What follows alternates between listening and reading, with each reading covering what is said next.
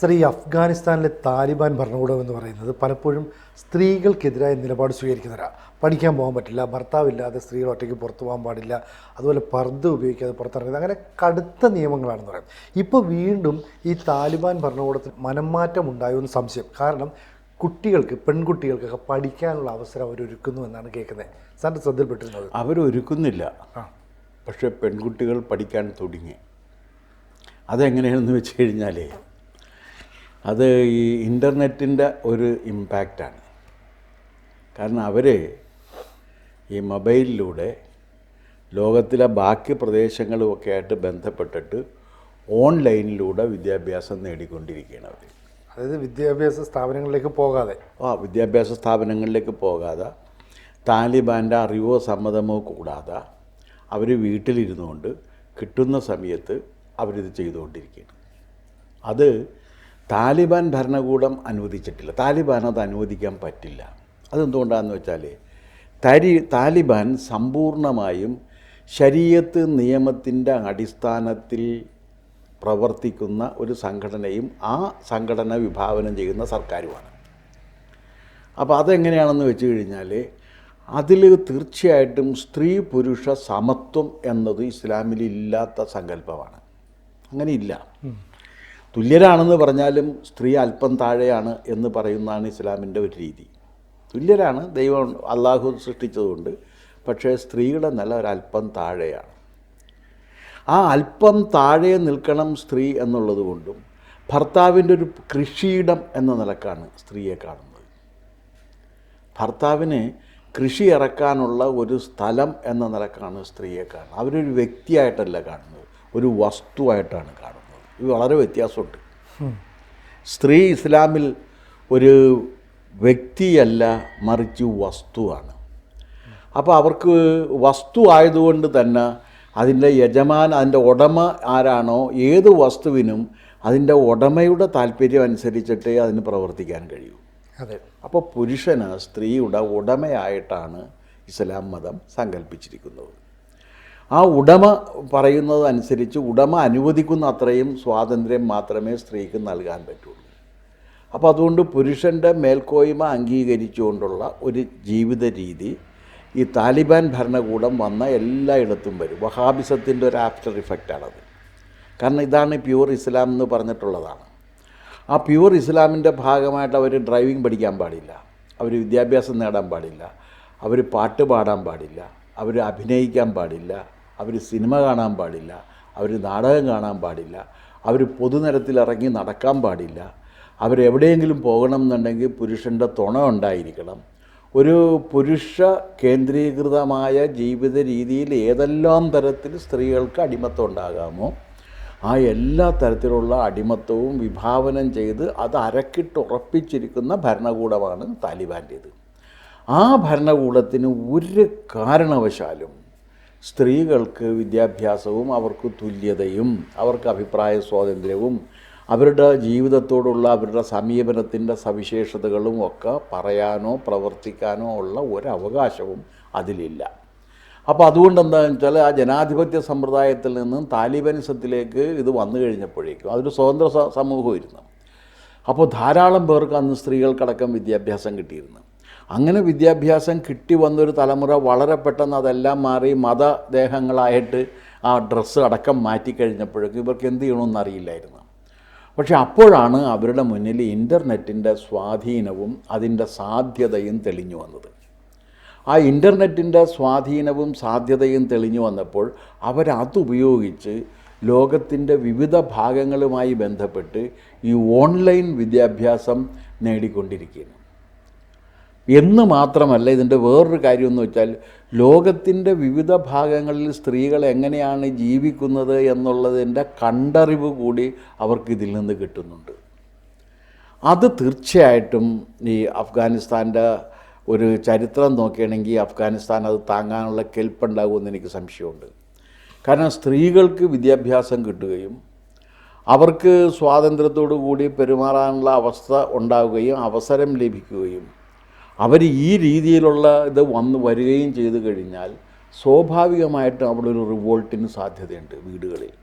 അത് വളരെ ശാന്തമായിട്ടും സമാധാനപരമായിട്ടായിരിക്കും സംഭവിക്കുക. പക്ഷേ വിദ്യാഭ്യാസം കിട്ടി വരുന്ന സ്ത്രീകൾക്ക് ആ വിദ്യാഭ്യാസത്തിനൊരു മികവുണ്ടാകുമല്ലോ. അപ്പോൾ ആ മികവ് അവർ കാണിച്ചു കൊടുക്കും. അപ്പോൾ അതുകൊണ്ട് ആ സമൂഹം അധിക കാലം അതിന് ഒരു പുരുഷ കേന്ദ്രീകൃത ഇസ്ലാമിക സമൂഹമായിട്ട് മുന്നോട്ട് പോകാൻ സാധ്യമല്ല. അതിന് വേറെയും കാരണങ്ങളുണ്ട്. കാരണം ഈ ലോകത്തിലൊരു ഇസ്ലാമിക് മോഡൽ, വഹാബിസത്തിൻ്റെ മോഡൽ, അത് വിഭാവനം ചെയ്ത് നടപ്പിലാക്കി ലോകത്തിന് മുന്നിൽ കാഴ്ചവെച്ചത് സൗദി അറേബ്യയാണ്. സൗദി അറേബ്യയിൽ നിന്നാണ് വഹാബിസം വരുന്നത്, പ്യുവർ ഇസ്ലാം. ഇതാണ് ലോകത്തിലെ ഏറ്റവും നല്ല ഇസ്ലാം എന്ന് പറയുന്നത്. എന്ന് മാത്രവുമല്ല, പ്യുവർ ഇസ്ലാമിൻ്റെ ഒരു സങ്കല്പം എന്താണെന്ന് വെച്ചാൽ, ലോകം മുഴുവൻ ഇസ്ലാമിൻ്റെ ഭരണത്തിൽ വന്നാൽ മാത്രമേ ഒരു മുസൽമാനി യഥാർത്ഥ മുസൽമാനായി ജീവിക്കാൻ കഴിയൂ എന്നുള്ളതാണ്. അവിടെയാണ് എൻ്റെ അപകടം വരുന്നത്. അവരുടെ ചിന്ത ആ രീതിയിലാണ് പോവുക. ആ രീതി, അതാണ് അവരുടെ സിദ്ധാന്തം. കാരണം ഇപ്പോൾ ഇന്ത്യയിൽ ഇത് വന്ന കാര്യമില്ല. ലോകത്തിൻ്റെ എവിടെയെല്ലാം മനുഷ്യർ താമസിക്കുന്നുണ്ടോ ആ മനുഷ്യർ താമസിക്കുന്ന എല്ലാ പ്രദേശവും ഇസ്ലാം മതത്തിൻ്റെ കീഴിൽ വരികയും അല്ലാഹുവിൻ്റെ അപ്രമാദിത്വം അംഗീകരിക്കുകയും മുഹമ്മദ് അന്ത്യപ്രവാചകനാണെന്ന് അംഗീകരിക്കുകയും അതിൻ്റെ അടിസ്ഥാനത്തിൽ അന്ത്യവിധിയിൽ വിശ്വസിക്കുകയും ആ അന്ത്യവിധിയുടെ ഭാഗമായിട്ടുള്ള അനുഷ്ഠാനങ്ങളും ആചാരങ്ങളും എല്ലാം 5 നേരത്തിൻ്റെ നിസ്കാരം അടക്കമുള്ള കാര്യങ്ങളൊക്കെ അനുഷ്ഠിക്കുകയും ചെയ്തു വരുന്ന ഒരു ജീവിത രീതി ലോകത്തെല്ലായിടത്തും ഉണ്ടായിക്കഴിഞ്ഞാൽ അതനുസരിച്ച് ശിക്ഷയും വേണം. സിവിൽ നിയമവും ക്രിമിനൽ നിയമവും ഈ ശരീഅത്ത് നിയമമായിരിക്കണം എന്നാണ് അവർ പറയുന്നത്. അപ്പോൾ സിവിൽ ക്രിമിനൽ നിയമങ്ങൾ ശരീഅത്തിൻ്റെ അടിസ്ഥാനത്തിൽ വളരെ കർശനമായി നടപ്പിലാക്കുകയും ചെയ്യുന്ന ഒരു സാമൂഹിക വ്യവസ്ഥ സൗദി അറേബ്യയിലുണ്ടായിരുന്നു. ആ സൗദി അറേബ്യയാണ് ഇപ്പോൾ മാറിക്കൊണ്ടിരിക്കുന്നത്. അവർ സ്ത്രീകൾക്ക് ഡ്രൈവിംഗ് ലൈസൻസ് കൊടുക്കുന്നു, സ്ത്രീകൾക്ക് പാസ്പോർട്ട് കൊടുക്കുന്നു, സ്ത്രീകൾക്ക് പുരുഷന്മാരോടൊപ്പം പോയിരുന്ന് ജോലി ചെയ്യാനുള്ള അവസരം ഉണ്ടാക്കി കൊടുക്കുന്നു, സ്ത്രീകൾക്ക് വിദ്യാഭ്യാസത്തിലേക്ക് സ്ത്രീകൾ പോകുന്നു. ഇതെല്ലാം വരുമ്പോൾ സ്വാഭാവികമായിട്ടും സൗദി അറേബ്യ ഒരു പരിഷ്കൃത സമൂഹമായിട്ട് മാറിക്കൊണ്ടിരിക്കെ ആ പരിഷ്കൃത സമൂഹമായി മാറിക്കൊണ്ടിരിക്കുന്ന സൗദി അറേബ്യയുമായിട്ട് താലിബാൻ ഭരണകൂടം ബന്ധപ്പെടുന്നത് സ്വാഭാവികമായിട്ട് സംഭവിക്കുന്ന കാര്യമാണ്. അപ്പോൾ ഇസ്ലാമിക രാജ്യങ്ങളിൽ, മറ്റ് ഇസ്ലാമിക രാജ്യങ്ങളിൽ സംഭവിച്ചുകൊണ്ടിരിക്കുന്ന ആധുനികവൽക്കരണമെന്നോ അല്ലെങ്കിൽ സമകാലികവൽക്കരണമെന്നോ ഒക്കെ പറയാവുന്ന ഒരു ജീവിത വ്യവസ്ഥ അവിടെ രൂപപ്പെട്ടു വരുന്നത് കൊണ്ട് അതിൻ്റെ സ്വാധീനം അഫ്ഗാനിസ്ഥാനിലും വരും. ഇതാണ് ഇവർ യഥാർത്ഥത്തിൽ നേരിടുന്ന ഏറ്റവും വലിയ വെല്ലുവിളി. ഇതിനു മുമ്പ് അതുണ്ടായിരുന്നില്ല. ഇതിനു മുൻപ് സൗദി അറേബ്യ പോയി കഴിഞ്ഞാൽ മുഴുവൻ മതാധിപത്യമായിരുന്നു. ആ മതാധിപത്യത്തിൽ നിന്ന് മാറിയിട്ട് സമൂഹം പരിഷ്കൃതമായ രീതിയിലായിരിക്കണമെന്നുള്ള രാജാധിപത്യ വ്യവസ്ഥയിലേക്ക് ഒരു സിവിൽ സൊസൈറ്റി ഉണ്ടാക്കിയെടുക്കുന്നതിനുള്ള ശ്രമമാണ് ഇപ്പോൾ ആര് നടത്തിക്കൊണ്ടിരിക്കുന്നത്? സൗദി അറേബ്യ നടത്തിക്കൊണ്ടിരിക്കുന്നത്. സൗദി അറേബ്യയിൽ നടക്കുന്ന ഈ മാറ്റം സ്വാഭാവികമായിട്ടും മറ്റ് ഇസ്ലാമിക രാജ്യങ്ങളിലും വന്നു കഴിഞ്ഞ്, ഖത്തറൊക്കെയാണ് അതിനകത്ത് ഏറ്റവും കടുംപിടുത്തം വെച്ച് നിൽക്കുന്ന.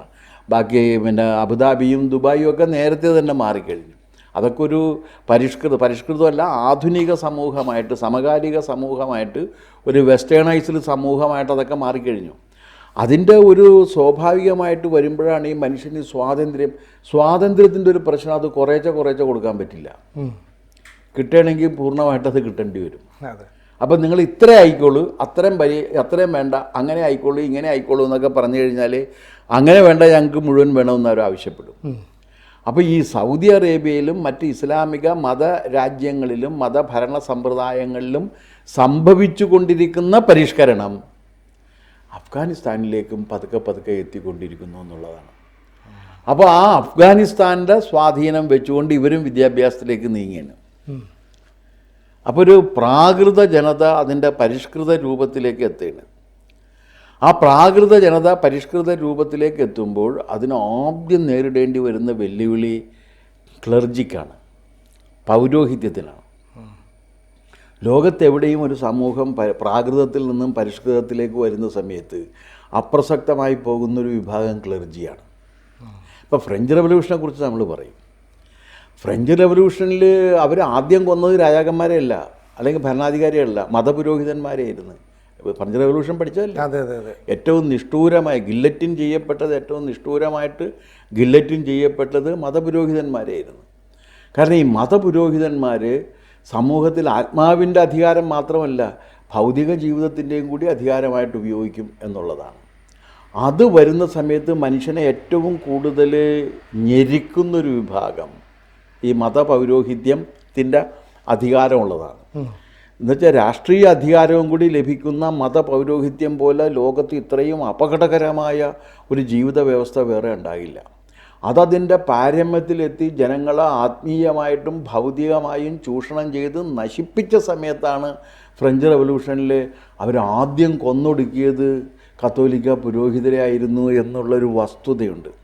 അതിൻ്റെ കാരണം ഇതായിരുന്നു.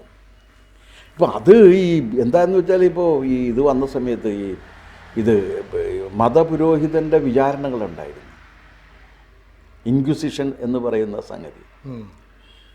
ആ ഇൻക്വിസിഷനിൽ പെട്ടുകഴിഞ്ഞാൽ ഒരുത്തൻ തീർന്ന്. ആ ഇൻക്വിസിഷൻ വിധിക്കുന്നത് ഒരു കർദിനാളാണ്. ആ കർദിനാൾ അവിടെ ഇരുന്നുകൊണ്ട് വിധിക്കുകയാണ്, അവന് വധശിക്ഷയാണ് വിധിക്കുന്നത്. അപ്പോൾ നിയമത്തെ വ്യാഖ്യാനിച്ചുകൊണ്ട് ആ നിയമത്തിൻ്റെ അടിസ്ഥാനത്തിൽ സമൂഹത്തെ രൂപപ്പെടുത്താനും വിധിക്കാനും അതിനെ നിലനിർത്താനുമുള്ള മുഴുവൻ അധികാരം ഇതിലേക്ക് കിട്ടിക്കഴിഞ്ഞാൽ അത് വളരെ ദുഷിച്ചു പോകും. അതുതന്നെയാണ് ഇപ്പോൾ അഫ്ഗാനിസ്ഥാനിൽ അത് സംഭവിച്ചുകൊണ്ടിരിക്കുകയാണ്. അപ്പോൾ അതിനെതിരെ ഉള്ള ഇന്നിപ്പോൾ എന്താണെന്ന് വെച്ച് കഴിഞ്ഞാൽ, ഇപ്പോൾ ഈ പഴയ കാലത്തെന്ന് പറഞ്ഞാൽ നമുക്ക് വിവരവിനിമയത്തിന് ഒരുപാട് സമയം എടുക്കുമായിരുന്നു. പുസ്തകം കിട്ടണം, പുസ്തകം പ്രിൻ്റ് ചെയ്ത് കിട്ടണം, ഇതൊക്കെ വലിയ. ഇപ്പം അങ്ങനെയല്ല. ഇപ്പോൾ ഇൻ്റർനെറ്റിൻ്റെ കണ്ടുപിടുത്തം സത്യത്തിൽ മതപൗരോഹിത്യത്തിനും ഏകാധിപത്യത്തിനും വലിയ ഭീഷണിയാണ്. ഇനി ഈ മതപൗരോഹിത്യവും ഏകാധിപത്യവും ക്രമേണ മാറിയില്ല എന്നുണ്ടെങ്കിൽ അത് വലിയ രീതിയിലുള്ള കുഴപ്പങ്ങൾക്ക് വഴിവെക്കും. ഇപ്പോൾ സിനിമയെക്കുറിച്ചൊക്കെ പറയുമ്പോൾ പറയും, ഇപ്പോൾ സിനിമയെന്ന് പറഞ്ഞു കഴിഞ്ഞാൽ 15 മിനിറ്റുള്ള സിനിമ, 20 മിനിറ്റുള്ള സിനിമ, അരമണിക്കൂറുള്ള സിനിമ. ഒരാൾക്കൊരു കഥ പറയാനുണ്ടെങ്കിൽ അയാളുടെ മൊബൈലിൽ എടുത്തിട്ട് ഈ സാധനം എടുത്ത് പിന്നെ കമ്പ്യൂട്ടറിൽ കൊണ്ടുപോയി എഡിറ്റ് ചെയ്ത് മ്യൂസിക്കൊക്കെ കയറ്റി അയാൾ അവതരിപ്പിക്കുകയാണ്. പുതിയ നടന്മാർ വരുന്നു. അങ്ങനെ പുതിയ ഒരു കാഴ്ചപ്പാട് അതിനകത്ത് വരെയാണ്. അവർക്ക് ഈ പറഞ്ഞ അടൂർ ഗോപാലകൃഷ്ണൻ അവരുടെ ആചാര്യനല്ല. മുമ്പ് സിനിമയെന്ന് പറഞ്ഞാൽ 2.25 മണിക്കൂർ 3 മണിക്കൂറുള്ളൊരു സംഭവം, അതിന് ഇങ്ങനെയൊക്കെ വേണം, അതിന് ഇന്ന സംഗതികൾ വേണം. ആ സങ്കല്പങ്ങൾ സിനിമയുടെ ലോകത്ത് നിന്ന് പോലും മാറിക്കൊണ്ടിരിക്കുകയാണ്. അപ്പോൾ അത് എന്ന് പറഞ്ഞു കഴിഞ്ഞാൽ ഈ സാങ്കേതിക വിദ്യ വളർന്നപ്പോൾ ഇതൊരു ടൂള് എന്ന നിലക്ക് ആർക്കും എടുത്ത് ഉപയോഗിക്കാവുന്ന ഒരു ടൂളായിട്ട് ഇത് മാറുകയാണ്. ആ ആർക്കും എടുത്ത് ഉപയോഗിക്കാവുന്ന ഒരു ടൂളിലൂടെ അവർക്ക് ലോകത്തിൻ്റെ വിവിധ ഭാഗങ്ങളിൽ നിന്ന് പുതിയ ആശയങ്ങളും പുതിയ സന്ദേശങ്ങളും കിട്ടുന്നു. അവരും സ്വാതന്ത്ര്യത്തിലേക്ക് നീങ്ങുകയാണ്. ആ നീക്കം തീർച്ചയായിട്ടും ഈ ഇസ്ലാമിക മറ്റ് രാജ്യങ്ങളിൽ സംഭവിച്ചുകൊണ്ടിരിക്കുന്ന ആ നീക്കം തീർച്ചയായിട്ടും ശരിയാണ്. അഫ്ഗാനിസ്ഥാനിലും വരും. അഫ്ഗാനിസ്ഥാനിലെ സ്ത്രീകൾക്കും ഏറെ താമസിയാതെ അല്ലെങ്കിൽ കുറച്ചു കാലം കഴിയുമ്പോഴേക്കും മോചനത്തിലേക്ക് അവർ എത്തും എന്നാണ് ഞാൻ പ്രതീക്ഷിക്കുന്നത്. കൂടുതൽ വാർത്തകളും വിശേഷങ്ങളും നിങ്ങളിലേക്ക് എത്താൻ ABC മലയാളം സബ്സ്ക്രൈബ് ചെയ്യുക, ബെൽ ബട്ടണും അമർത്തുക.